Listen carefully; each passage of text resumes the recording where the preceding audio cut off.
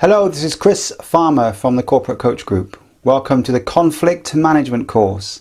You know that conflict is inevitable. You're bound to get some. And the reason that you'll get some is people don't share your ideas. What you think is good, they don't think is any good. What you think is fair, they think is unfair. So you're bound to get conflict.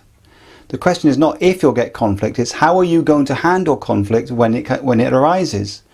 Because there are fundamentally 4 different ways of handling conflict. The first way is according to the principles of reason, a rational approach to conflict management, and we can put a tick next to that as the good. But there are other ways to deal with conflict. The next way would be through anger. Do you know people who get angry quite quickly when you're in a conflict situation with them? Of course, that's going to cause more problems than it's worth, so what we want is a rational, not an angry approach. The other way might be the avoider, because there are angry people, there are plenty of avoiders around, which are those people who run away from conflict and refuse to deal with it. But if you're at work, you can't refuse to deal with conflict. And the other way is the person who just sulks or gets upset by conflict. It makes them tearful or upset. It upsets them too much, puts them under stress.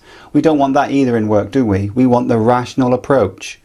But of course, the question you've got is, well, what constitutes a rational approach? And of course, that's the content of the course. What constitutes a rational approach to conflict management? We need to cover the following topics. Objectivity in language. We need to cover the method itself, i.e. a step-by-step method for dealing with conflict, which will generate the following distinction. The distinction to be made between reasons and excuses for not doing something. Question to you. Is there a difference between a reason and an excuse for not doing something? Obviously, you need a different policy for each, and we'll cover that on the course. We also need to cover elements of your body language and your voice tone, when to concede and when to stand firm. There's lots of things we need to cover on this course: accuracy in language, objectivity, and emotional management. Please do decide to come on the course. I want it so that when you finish this course, you feel confident to tackle any conflict situation because you know that you've got a definite method. When you go back from the course, you'll feel much more confident. Please do come on the course. You'll find a very valuable use of your time. Thank you.